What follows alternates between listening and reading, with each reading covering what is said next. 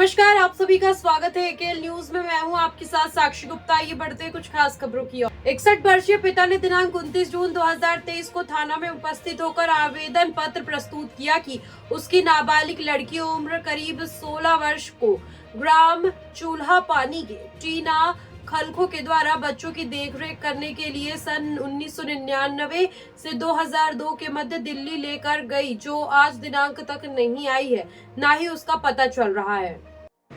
आवेदक के आवेदन पत्र पर टीना खलखो के विरुद्ध अपराध कायम कर विवेचना में लिया गया।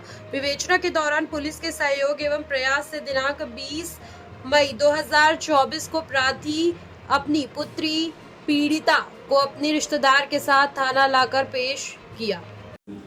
मेरा नाम मंजू चौहान है। मैं दिल्ली चली गई थी। किस गांव की रहने वाली थी? गांव सिंदरी मुंडा महुआ टोली की। तो दिल्ली में आप क्या करती थी? मैं बेबी सीटर थी, बेबी का ख्याल रखती थी।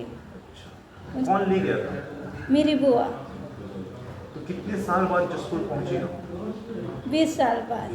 कैसा महसूस हो रहा है जसपुर आके? काफ़ी डिफरेंस और अच्छा है।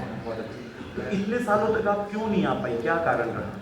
पहली वजह तो मेरे पापा की शराब थी, और दूसरी वजह मुझे याद ही नहीं था कि मैं कैसे आ सकती हूँ, कहाँ उतरूँगी, क्या करूँगी, कुछ समझ में नहीं आता था।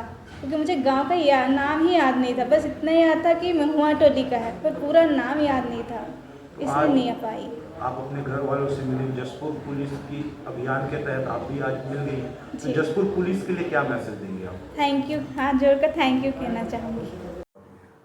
जसपुर पुलिस लगातार एक अभियान पे काम कर रही है कि इस तरीके के जो गुम इंसान हैं या 363 के तहत जो अपराध कायम है, उसको एक विशेष अभियान के तहत हम लोग केस दर केस उसके निकाल में जो अभियान चल रहा है, उसके तहत ये बच्ची 20 साल बाद अपने गांव आई और उसमें हमारे नारायणपुर थाने की पुलिस का विशेष योगदान रहा।